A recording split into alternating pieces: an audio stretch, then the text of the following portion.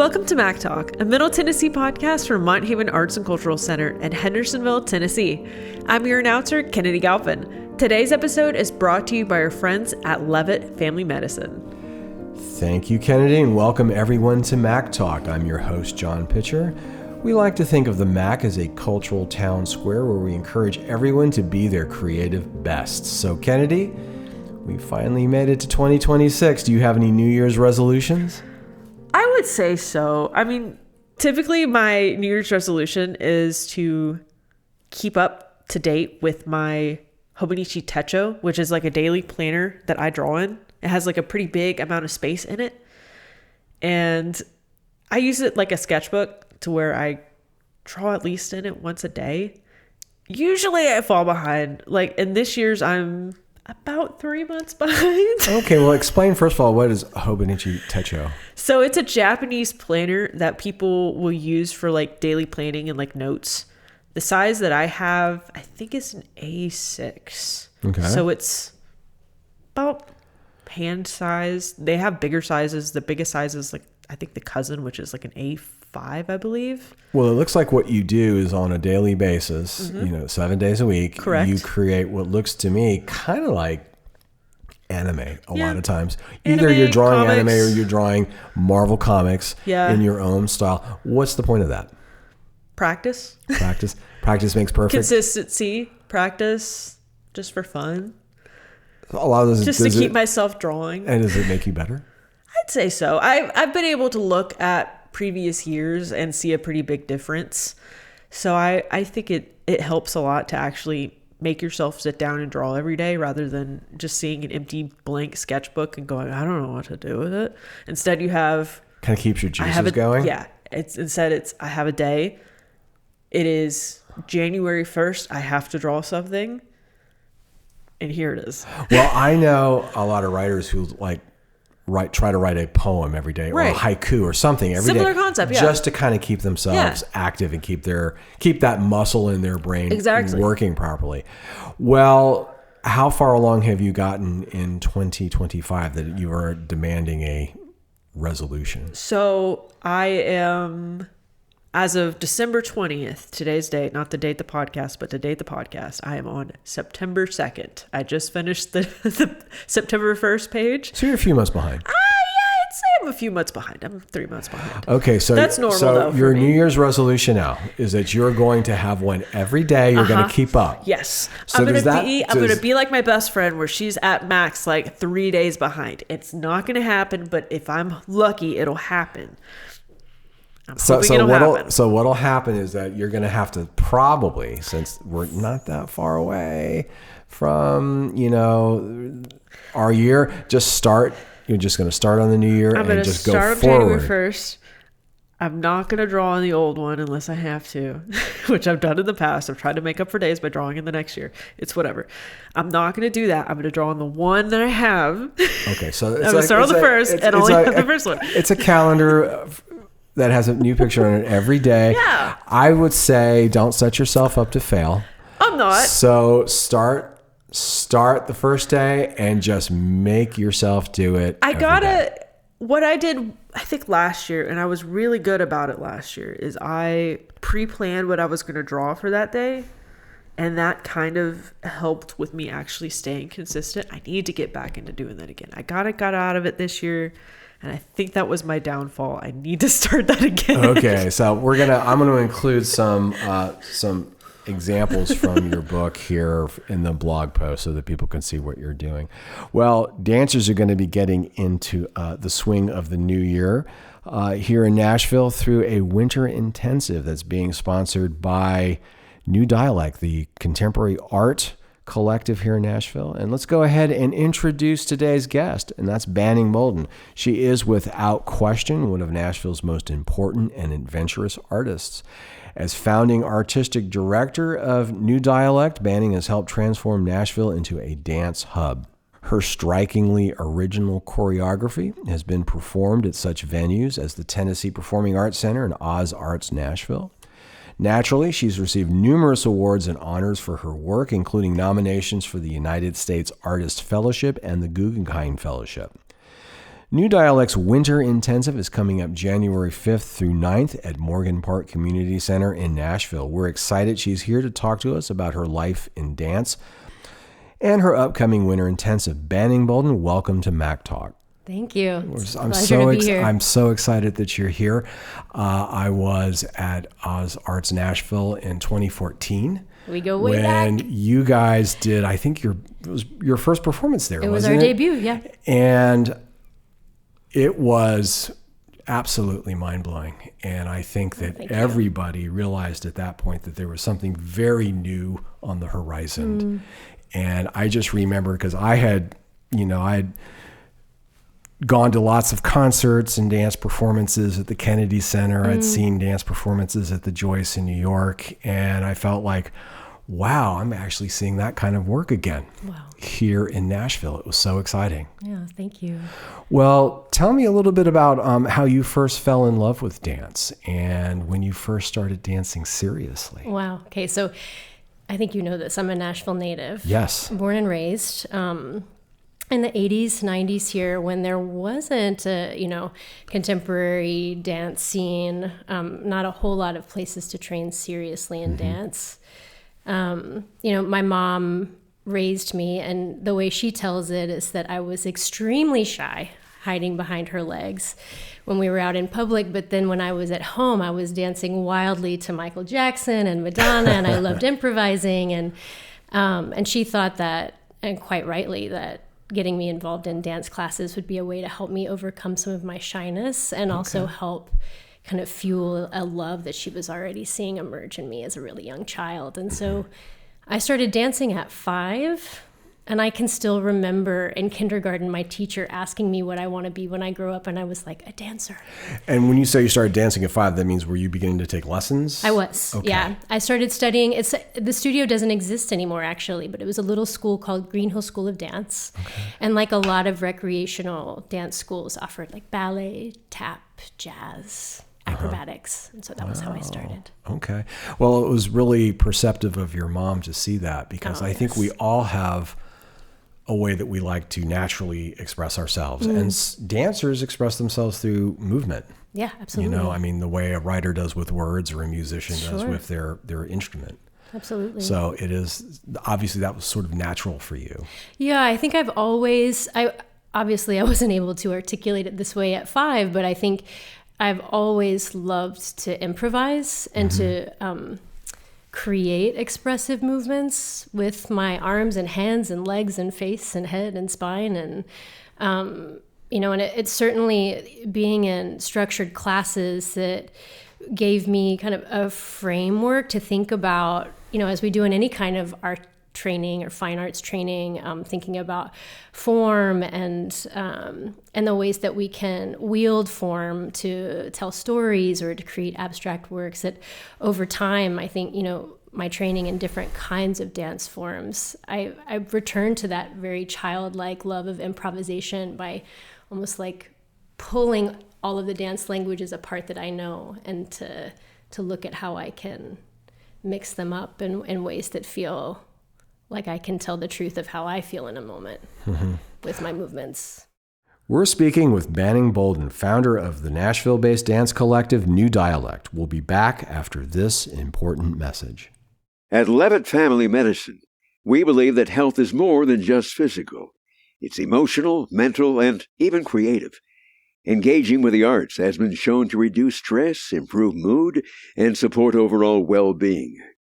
Whether it's painting, listening to music, or attending a local art event, the arts offer a powerful way to heal, connect, and thrive. As proud supporters of the arts in our community, we encourage you to make creativity a part of your wellness routine. Your health isn't just our priority, it's our passion. Learn more about our approach to care at levittfamilymedicine.com. Levitt Family Medicine. Compassionate care, whole person health. We're back with Banning Bouldin, founder of the Nashville-based dance collective New Dialect. Well, you also did some training, as I understand it, at Nashville Ballet? I did. Right? Tell me a little bit about that, So because was that very classical at that time, I guess, right? Yes, and there was a dance company here at that time, a modern dance company, Tennessee Dance Theater, that was run by Andrew Critchell's, and so this modern dance company, there were dancers from that company that would come teach our like once a week modern classes at Nashville Ballet. Okay. And I was training, actually this is when Paul Vasterling, who was the artistic director emeritus of the Nashville Ballet for 3 decades, I think, he was just starting to teach when I was just starting to take classes there. One of my all-time favorite people. Yes, and he, I was sort of like his little protege from the time I was 10 years old. I was in a lot of his early works when he was starting to create works for the school. So I often credit him in a way, and I'm very open with him about this, is that I feel like I learned how much I loved being in creative process as a dancer, and how much I really loved working with choreographers to co-invent and co-create from my relationship growing up studying with him. Right. So you just got to see it firsthand. Oh yeah. Wow. From the very beginning of my training. So I hit a point where, dancing recreationally with a small studio was fun, in that it introduced me to a variety of different kinds of dancing, but I knew that I wanted to be dancing more. And I think, and more intensely and intensively than was being offered at the studio where I was at the time. And so the Nashville Ballet was the place where I could do that. Right. And and then from the time I was 9-10 years old dancing there, I was kind of rising in the ranks of the school and training as many days as I could a week. Paul even advocated for a new position for me as a teenager that would allow me, because I was homeschooling at the time, that would allow me to train with a dance company during the day and then continue working in the school in the evening. So by the time I was 13, 14, I was dancing more than the professional dancers in the company were training, because I was adding on the school level classes at night. So. Did you get to do some of their productions like the Nutcracker? I did, yes, I did. That would have been before the Nashville Nutcracker. That's right. Even, it right? was. So this was the traditional Nutcracker. The original, I think, like Dane LaFoncie's version, and then we also had Eddie Meyer's version too, or the Pennsylvania Ballet version maybe. But yeah, I got to work as a dancer in the corps de ballet as a teenager. 13, 14, dancing with the company dancers, and a lot of these big classical works like Giselle and Swan Lake. And certainly the Nutcracker. Right.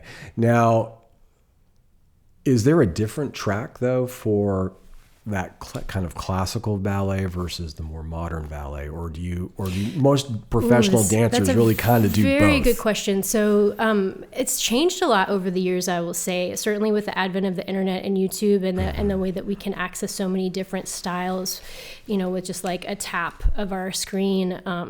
Where back when I was training in the 80s and 90s, what you were exposed to was really limited to what the person in front of the room had access to, what they had knowledge of and could share with you in person. So, for me, the way that the door to more contemporary ballet and modern vocabularies and ultimately contemporary dance in general opened up was when I went to New York in 1996 to go to Juilliard's summer program. So, and you were a high school student. I was a high school student then. It was the first year that they ever hosted that summer intensive. And now it's like, it's been going on for, many years since.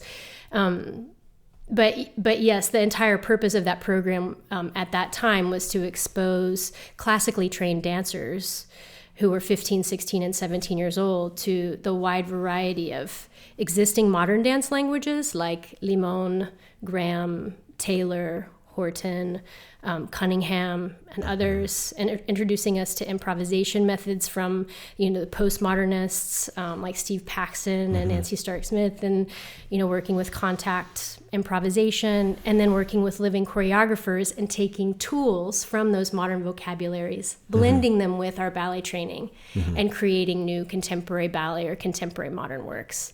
So I was really introduced to that way of thinking about movement or dance as a variety of different languages and preferences, and truly Benjamin Harkavy, who was the director of Juilliard at that time, his goal was to help us see ourselves as fusion dancers, capable of culling and adapting and sculpting new languages out of what we were fluent in already. Right. Well, it must have been an experience just as a young person coming out of Nashville to be in that environment and seeing that stuff up close and personal. Because I grew up in the Washington, D.C. area, and, you know, the Kennedy Center was the second home. I went to, you know, graduate school in New York City. I was with a critic and reporter with Gannett in upstate New York for a while, where I became friends with Garth Fagan and got to have a really changed my perception, getting to actually, you know, see his work, see Alvin Ailey's work in New York, and or Paul Taylor or anyone else. Yeah, it's tectonic plate shifting. It really kind of like, okay, well, this is a world. This is exposing me to emotions and images that had never occurred to me before. So I was learning something completely new, and in that regard, it was exciting. But I'd imagine for somebody like you who has, you know, really also the technical capacity to really execute and appreciate these things, it must have been life-altering. Oh, it was, absolutely. I mean, I remember, you know, at the end of the summer, Benjamin Harkavy approached my mom. There was a sort of like end of the summer showing of all of the works that we had created. And he was like, "When are you going to let us have your daughter?" She's like, "Well, she has to graduate from high school first." And I remember hearing him say that and just feeling like, oh, they want me to, because I felt home from the moment I Well, how extraordinary though. I mean, there are not too many people who, you know, you hear the, you know, top professors and mentors at Juilliard saying I was really honored to hear him say that. Now, he certainly put me through my paces once I was finally in school there as a good, because you have to be the next generation of great choreographer, right? So, you know, I certainly, I'm so grateful that they saw an opportunity for me there, and I certainly did for myself coming home. I can remember saying, like, "Mom, there's just nowhere that I can do this kind of dancing in Nashville. It's 1996. You know, I want to be inventing dance languages. Nobody's talking about that here. I love working with Paul. I love, you know, training really rigorously. But what I want to be doing is more abstract and thinking more about what we haven't made yet." Right. Which we later saw from you here in Nashville, thank goodness. Well, what was Juilliard like though, in terms of like an experience? Because I know my reference points are more classical music in that area, but I mean, what I take away from the great conservatories now is just how international they've become and how diverse they are. It was certainly like that. And that really has a profound impact on how you think about your art, I would think. Yeah, how you think about civilization. Yeah, well, tell me a little bit about that. How does that? You know, how did that impact you?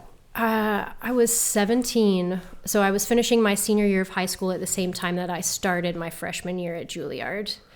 I was one of the youngest people in my class, and there were 12 women and 12 men in each of the 4 years of the dance division. Which is really small. I mean, it's 24 people total per tiny class. Yeah. So you are the best of the best. And it was you know, we shared a hallway with the drama division, and the drama division, the classes were as small. There were like anywhere from 20 to 30 people in the drama division. You know, I'm like down the hallway from Jessica Chastain and Oscar Isaac, you know, and people who are incredible theater and film actors, you know, but Christopher we're all, Reeve was exactly, an alum. Yeah. Robin Williams, Ving Rhames, like so many great artists, you know, and it was really common there. The music division is huge. Obviously, that's what Juilliard is known for. Yeah. Exactly. That's how it started. And so you have, you know, hundreds of musicians, composers, instructors, and we're all circulating the same small building at the same time. So at any given moment, you're hearing someone as like wonderful as like Itzhak Perlman, like leading a class down the hallway while you're getting ready to go, study Martha Graham technique with the former artistic director of the Graham Company, and and then watching the director of the Shakespeare Theater, lead a class down the hall. It just, it was really. At that age, I wouldn't even say paradigm shifting, because you're even figuring out what your paradigms are, obviously in your teens and 20s and beyond. But it certainly shaped me, being around so many different people from so many different cultures and places and ways of thinking about not just their craft and what they wanted to make with their art, but like who they are and where they come from and how they see the world. I feel really fortunate to have been so influenced and shaped by such an international community of teachers and students from the very beginning of my contemporary training. Well, a good friend of mine was the chair of the piano department at the Eastman School, and he would make annual trips to China to audition students there. And so he would come back from all over the world, of course, with students who were really ready to do the most advanced training. Right. And of course, what I've learned from my own time in graduate school is that if you're in a room with really great other students, it just lifts you up. There's almost no choice. Absolutely. So you just those are your role models. Yeah, I absolutely. I got a mental picture in my head of all of my classmates from 1998 to 2002. If you're listening, I miss you. But one of the things that I loved so much about how Benjamin Hark-Harvey curated the dance division specifically was that he in a lot of dance environments, you find that an artistic director has a particular kind of person or a kind of body or a look that they're trying to cohere a sort of like company out of based on the aesthetic preferences of whatever they're making or commissioning. And Ben Hark-Harvey knew quite rightly that there were a lot of different kinds of companies and choreographers with many different interests, and that it wasn't his job to think about us as a group of dancers who were a part of his company, but that he needed to bring as many different kinds of dancers and people and bodies together to prepare us for a wide variety of careers, to help lift up multiple kind of strains of dance in the field simultaneously, rather than just preparing us for one kind of job. And so I see that so much, like thinking back at my classmates. It's like we all looked and were so different. And as to your point of lifting each other up, that excellence can look a lot of different ways. Oh, how interesting. Well, after Juilliard, you launched a career, right, as a professional dancer. I did, yeah. 3 days later, I joined Hubbard Street. Yeah. Right, Hubbard Street, and I think you danced at one point with Azure Barton, who's a choreographer who I've seen some of her work and have always been, deeply moved.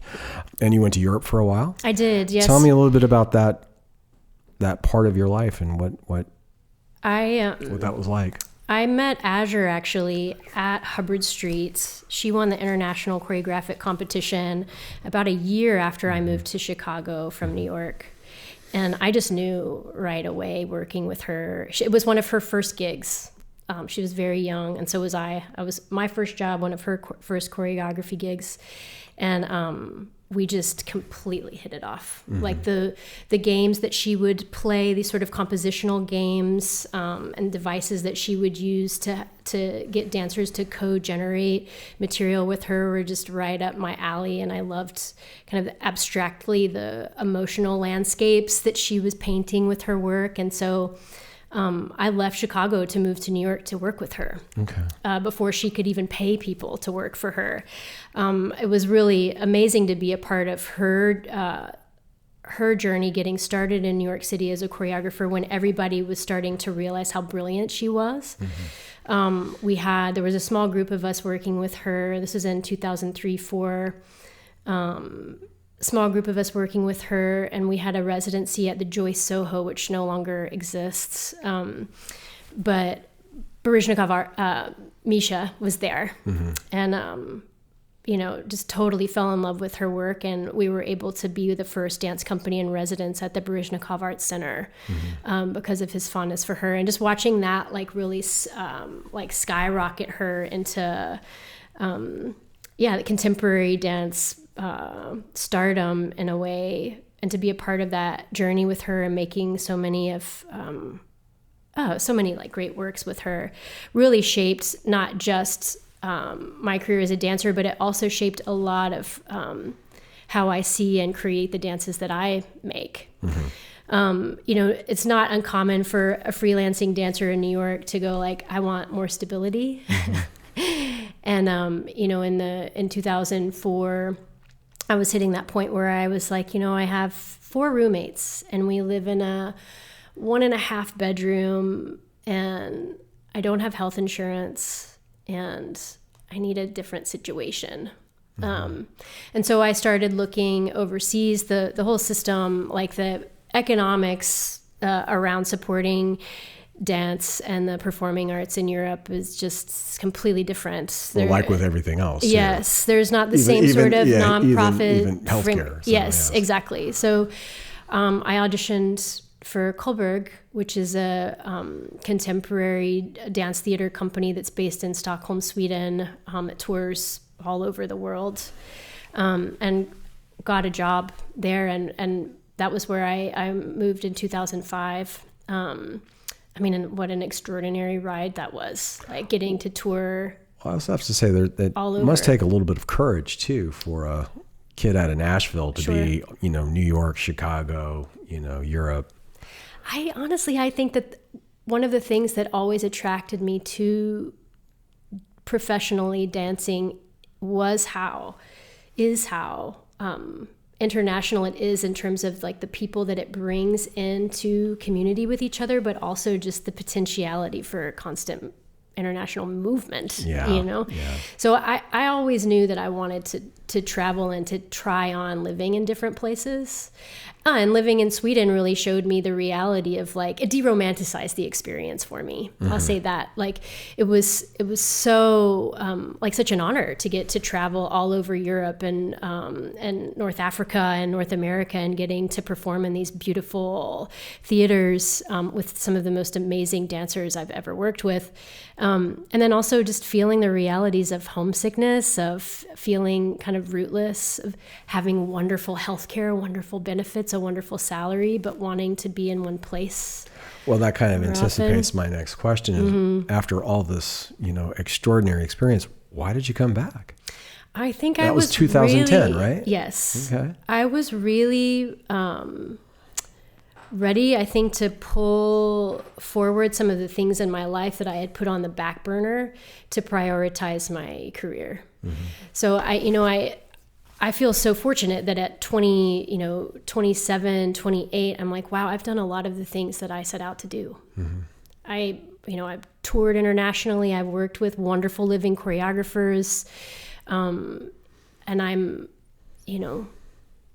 living out of my suitcase for the most part. I have an apartment, but I'm traveling all the time, and I'm not able to really spend time with the relationships and the people that I want to be spending time with. And so I had linked back up with Azure, actually. I knew that I was ready to leave Stockholm, and made Paris my home base for a little bit while I was freelancing and working with Azure again. And then at a certain point working with Azure, I was like, you know what? It'll probably be easier for you to fly me around if I'm in North America, because that's where we rehearse. And I really miss my family. I miss my family. There are friendships that I have here. I had just a longtime friendship of mine was evolving into what is now my marriage, and I wanted to spend more time with my partner, and and to make a go of what if I make Nashville my home base, and I tour from here, because at the time still it was I could, conceivably teach some workshops or some classes periodically, but there was no infrastructure set up for contemporary dance training or a full-time contemporary dance company here at that time. And yet Nashville at that time was emerging yes. as very much in its city. Yes. And, absolutely. There was already an appetite for contemporary visual arts. You had Zeitgeist, you had Lane York, the mayor of art, visual arts in Nashville.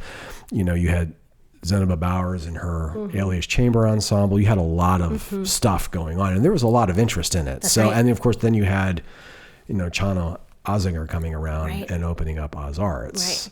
There was a wonderful synergy. It seems like things were, all the pieces were being put in place for something like that. So why did, you know, just a few years after coming back, you just decided to start your own dance collective, New Dialect? Why did you decide to go ahead and do that? I think exactly what you're talking about. Like, you couldn't be an artist with any kind of like sensitivity and not feel the pulse of Nashville evolving rapidly between 2007, 8, 9, 10, 11, 12. You look back at 2014 was a year that a number of new like nonprofit arts organizations were formed. Like we all were laughing about it in 2024. We're like, everybody's having their 10th year anniversary. We must have all been feeling something at the same time. And we were.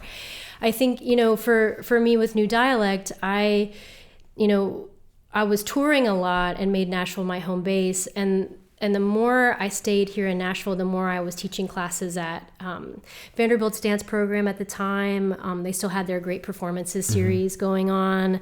And then I was also teaching a lot of contemporary dance classes at the Nashville Ballet and introducing them to some of the improvisation and methodologies that I had learned in other places, and was getting to know these really talented dancers who were very interested in what I was sharing and who wanted more of it than just like one time a week. Wow. And so I think over time of building relationships with them, and as you said, like, you know, people coming into view like Jono Osgener, who founded Oz Arts Nashville, which is the contemporary performing arts center here. Catherine Wilkening, who worked at the 92nd Street Y, helping to curate a lot of the choreographic residencies that happened in New York there. She moved back to Nashville at the same time and took over Metro Parks and Recreation Dance and came to me, set up a meeting with me, and was like, I want to set up a similar structure as what we have at the 92nd Street Y. Wow. Where we have companies in residence and we support independent artists. Would you want to be a part of that? And so I think it was all of these things coming together simultaneously that for me was the energy, the people, the relationships, the desire for new that energized me. You know, I think it really galvanized me into action, going like, okay, what kind of scaffolding support structures do we need to put in place in order to grow a resource for contemporary dance artists to be able to create, train, and perform here in Nashville? Well, this is kind of an obvious question, I guess, but you've started up this new company. It's called New Dialect. What's the inspiration for the name? Well, I think, you know, thinking back to my earliest introductions to contemporary dance and philosophy of movement being body language, and that there are so many different body languages and movement languages in the world over time, and that when we bring our own languages together and share them in community with one another, and improvisation and training and collaboration, we can create new languages together. And so that, for me, is where New Dialect really came from, is this connection, at least philosophically for me, to movement as language and what happens when we creatively collaborate with one another. Right. It's movement as language is also an international language with lots of different dialects. Exactly. Is that it? Yeah. Exactly. We're speaking with Banning Bouldin, founder of the Nashville-based dance collective New Dialect. We'll be back after this important message. Levitt Family Medicine reminds us that making art is more than just creative expression. It's a powerful path to better health and wellness. Whether it's painting, dancing, writing, or playing music, art can reduce stress, ease anxiety, and even help manage chronic pain. Studies show that engaging in the arts boosts mental clarity, emotional resilience, and connection with others. So the next time you pick up a paintbrush, join a dance class, or lose yourself in a favorite song, remember you're not just making art. You're making space to heal, grow, and thrive. Art heals. Art connects. Art matters. This message is brought to you by Levitt Family Medicine, reminding you to nourish your creativity and your well-being. Find them online at levittfamilymedicine.com. We're back with Banning Bouldin, founder of the Nashville-based dance collective New Dialect. Well, I know that Paul Vasterling was certainly an influence. Azure Barton was an influence. Who are your other influences? What other choreographers have influenced your thinking? It's so hard to be put on the spot with this question. I'm so sorry, but just maybe one or two. Yeah, no, I mean, I've already mentioned two big ones, yeah, there are a number of really, like famous folks, like Robert Battle, Camille Brown. These are choreographers I got to work with at the beginnings of their careers too, really shaped me. Definitely working with Graham icons like Christine Dakin and Therese Capuccilli and Jacqueline Buglisi. Getting to work with folks like Sidi Larbi, Sherkawi, Matsek. And then a lot of folks that I ended up dancing with, like Jermaine Spivey, Peter Chu, Courtney Blackwell. Just there's really, truly so many. And I've had the great fortune, actually, through New Dialect to be able to use the platform we're creating to bring in a lot of these artists who were colleagues of mine who are now creators and choreographers themselves. And yeah, bringing them to Nashville to teach and create here too. So yeah, has the contemporary dance sort of landscape and language, has that been changing since you first started? Oh right, in the business? Because I mean, I know with classical music, the big thing has just been an introduction of a lot more diversity. Mm-hmm. So, you have a lot more different musical languages that you get to hear. It's not just the Eurocentric music that of Central Europe anymore. Right. That absolutely tracks and translates with dance as well. I think, with the advent of the internet and YouTube and being able to just have such ready access to so many different kinds of dance from all over the world, just the immediacy of that. I think it's allowed for people to take in more influences than they otherwise would be able to if they were just waiting on the person in front of the room to impart what they know to them. We see a lot of the same kind of patterns happening, thankfully, in dance too, that it continues to evolve away from just, or beyond just like the Eurocentric, almost like singular Renaissance, like, honestly, like white male gazed, making space for many more perspectives and viewpoints, who are looking at, what influences we can bring into dance, what kind of stories we can tell, by being more inclusive. Right. So. Well, the literary critic Harold Bloom once said that the big value of reading novels is that you can never really, in your own personal life, know enough people. Right. I love that. So through art, and the introduction of so many different diverse viewpoints, you get to learn about so many more people. And you get, it really expands who you are as a human being. Agreed, 100%. So it seems to me like that's the value of some of the advances that I've seen in the arts. Mm-hmm. Well, how does New Dialect differ? How does it differ from some of the other famous dance troupes that we see? I mean, you're not someone who's going to just do like a subscription season, right? You don't build everything around that. How are you different? I think of us really as a community builder. Like the values that we set out with, that are a part of our foundation, to create a supportive, nurturing space for contemporary dancers and choreographers to gather, collaborate, create, research what they wanted to be teaching with each other.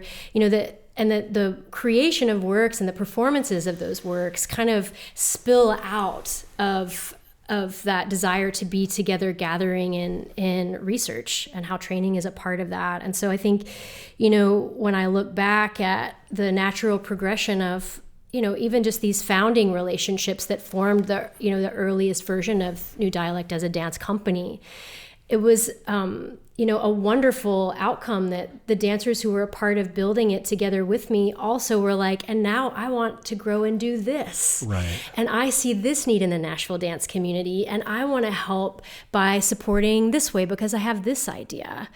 In a way, we became the sort of launching pad for dancers to gather and get what they needed from us, to continue creating with us, but then to also go on and to create their own projects and contribute to expanding the Nashville dance landscape.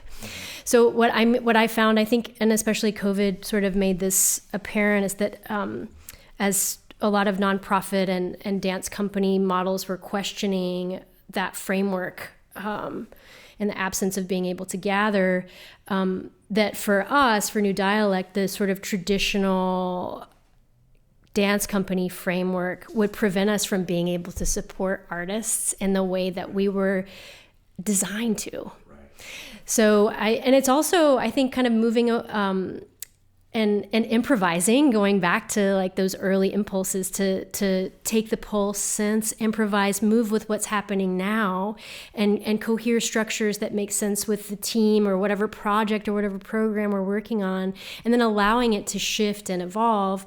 It allows me to spend more time in my roles as an artist and less time as an administrator. Okay. As an administrator, what do you see as the big challenges facing arts organizations in Nashville right now? What keeps you up at night? Well, I mean, philanthropy has radically changed.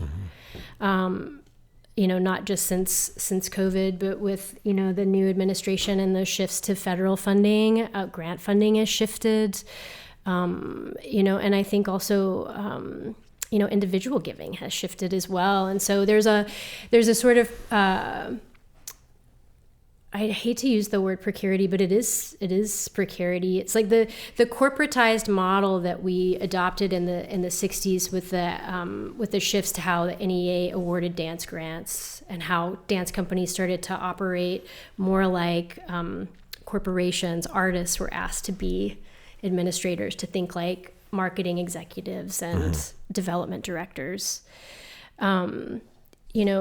Certainly with the shifts that have happened, it makes operating at that kind of scale and in those ways very challenging. Right.